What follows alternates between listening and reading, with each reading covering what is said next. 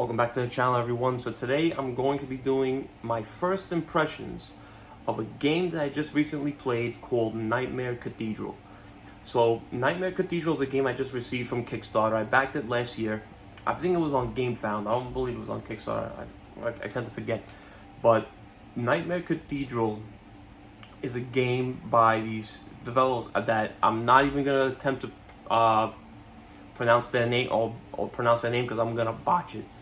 But the game comes from, the developers are from Poland, and it's like a gothic horror area control game, and the artwork in this game is based off a Polish artist that tragically passed away several years ago, that was murdered, and they mentioned that in the rule book. So the game is dedicated to him, but all the artwork that's in the game is from this artist's own work.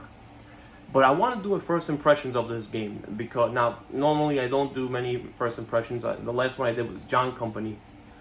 The reason I haven't done a review on that is because it's a very hard game to get to the table. If you guys remember, it was like number 3 on my top 100 games of all time. Just from that one play, I thought it was one of the most incredible experiences that I've ever had.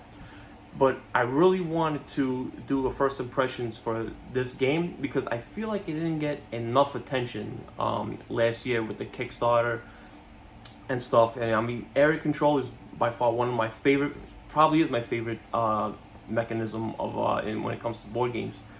But I'll just go over briefly what the game is about, what is happening, and what I think about from that one play. I'm going to be doing several plays, and then I will be doing a review on it. So in Nightmare Cathedral, you have these people that they're followers. Again, it's got a very disturbing looking artwork to it. It's that's based off this this artist's work, and you have a figure called a Dreamer, and then a Shaper, which is this large bat looking creature, and everyone starts in a certain area on the board, and you're going to build their fortress there. Now your forts are stackable, so you can make them up as high as they can go. They can go up to 3, and in the middle there's going to be this cathedral that is over time going to slowly be built, depending on what game you play. If you play the standard game, it's going to be one piece is going to be added at the end of each person's turn. If you play the variant game, it's going to be played after several people played these certain dream cards. So everyone's going to have the same exact 5 cards. One is like develop, which is help build up build your hand up. You're going to have follow, movement, which also leads to certain types of conflicts. And there's one that goes up the ritual track. I'll go over everything in a bit, what they all do, but the meat of this game is going up this ritual track and getting the victory points from there. So how do you go up this ritual track? Well, you play that action, and you have to have certain followers in a certain area on the map. You're sacrificing those followers to go up on the ritual. So it's got a very Euro feel to this game. It's area control, but I noticed when I played that it felt almost like a Euro game as well. But again, you're adding these development cards, and these development cards help you do certain things, like build a certain fortress, or maybe sometimes attack other enemies. But at the bottom of them, they're gonna have these attack markers and defense markers, which are used in conflict. So if you go into an area that has another player or an NPC, you're going to start a fight with that player. And when you're fighting an NPC, which is these little shadow figures, you're going to play as many cards as you have in that, as files you have in that area, and including the fort. You start off with the mostly 3. You can't have more than 3, but you can upgrade all your cards to do better things, like such as movement points or having more presence on the board. So you're going to play up to the amount of files you have. That's how many cards that you can play. And then if you're going to play against a shadow player, they're going to draw a conflict. You're going to draw a conflict card. Depending how many shadows are in that area, you're going to see how much damage and defense they're going to do. If you defeat the shadow player, then you get a victory. You get something for winning, and something happens to you if you lose. And then this goes on and on. Like as you proceed through the game, the cards get more stronger. You're gonna have the stage 2 cards come out. When you're going up against a player, they're gonna do the same thing. They're gonna use as many development cards as they have followers on the board, and that they're going to attack you with. Now, when you fight against another player, there's nothing you get for victory besides maybe taking that area over. But any followers that are killed go into limbo. So what's nice about this limbo feature is you have to spend up to 3 of those followers in limbo to go up on the ritual track, and you can do that instead of having to spend use that action, and those followers go back to your supply, and you move up on the appropriate track. You're gonna have 2 discs on that track, so you're simultaneously, so you're moving those up little by little to get more points. Now, like, I'm gonna go back to the action. So this is an action selection game as well. So you have your dreamer at the top, and you're gonna place it on these night spots or the action spots. Now, depending on where your dreamer is, it cannot do an action. You cannot do an action that dreamer is adjacent to. So you have to really plan ahead when selecting an action. Like, okay, so I want to do this, but I want to, so that when you do that action, whatever action you land on, that dreamer is going to go to the night spot that's adjacent to it. So that now next turn you can't do anything that's when your turn comes again, you can't do anything that's adjacent to that spot.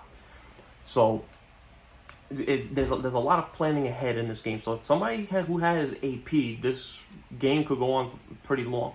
My first game, we had 3 players, and I'm just gonna say we didn't even get to finish it because the box says 60 minutes. That is a total lie.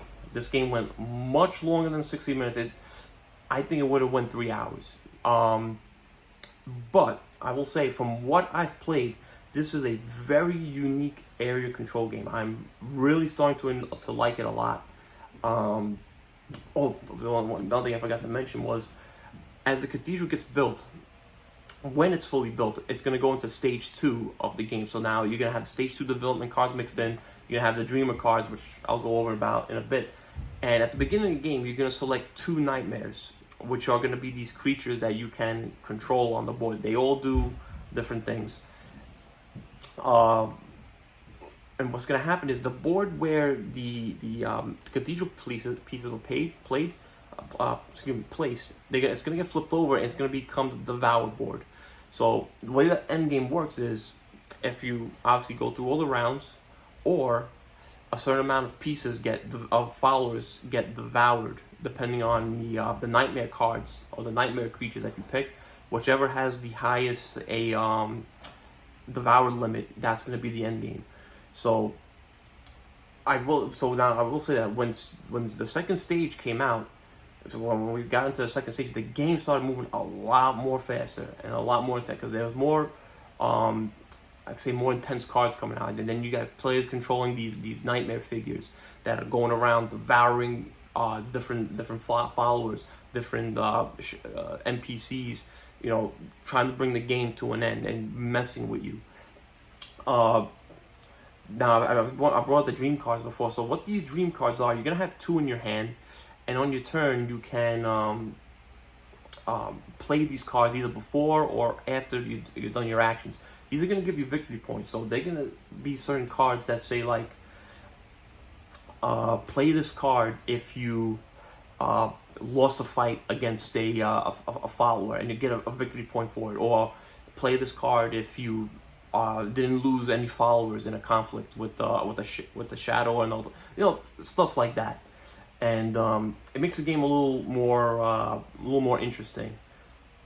So then, I don't want to say it gets a more pointality, but it adds a nice little touch to scoring points in this game. But though, which cards people are taking, because they're going to be laid out, or they could take the top card of the deck, but you can't have more than 2. Also, hand limit can't exceed 8, so be wise on like what kind of development cards that you have. Do you want to spend this card for the combat, or you want to keep it for the action that you do? So there's a lot of little things. I'm not going over everything, but I can say right now that I am very impressed with this game. It might if I'm gonna play a few more games before I do the review, but there's a very good chance that it could be one of my favorite games of all time. Again, I love the horror theme, even though I feel the theme wasn't strong. I feel it was just tacked on. Like, all right, here's this here's this crazy gruesome artwork, these gruesome figures. Play the game. You know, the conflict, the fighting was very clean. You know, you're playing your cards, but you don't know what your opponent has. So, all right, so when you look at it, you see like, oh, he has 3 followers there. I only have 2. I want to try to play more attacks, but I want to get like the defense card in there. So it's a very clean combat system, nothing too crazy, but also like having followers getting killed, that it kind of helps you in a way too, but as they go into limbo. So as of right now, this game is a lot of fun. It's one I think for now, I think you should definitely seek out if you see it in stores. I don't know if it's hitting retail. I haven't seen it on any of the retail websites right now, but if you're a fan of area control game, this might be a game you might want to look into a little bit more. Like I said, I'm going to play a few more games before I do a full review, because there are different variants of the game that come in the box.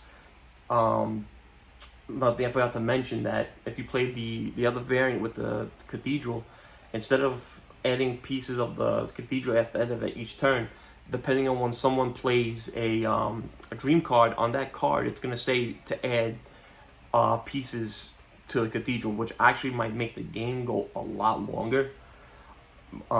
So far, that might be my biggest complaint right now, is that they said that this is a 16-minute game, and I'm just gonna tell you right now, this game could easily go 2.5, 3 hours if everybody knows what they're doing. Maybe 2.5. If you have AP players, it's always gonna go by longer. But again, it's at the end of the day, I'm having a lot of fun with it, and I hope you guys check it out as well. But stay tuned. You know, a full review will be coming soon. But thanks again. Please like and subscribe. If you have any questions about this game, feel free to leave it in the comment section. I know I said a few weeks ago, might have been more than that, a month or 2 ago, this channel is on the, going over a little bit of changes. It's still going to be a board game channel, but we are going to be adding some movie elements to it too, doing movie reviews, maybe adding some short films and stuff, something I've always been passionate about. That is coming, but for the most part, this will still be a board game channel. But that's going to do it for today, guys. Hope you enjoyed the video. Until next time, have a great one. Keep playing.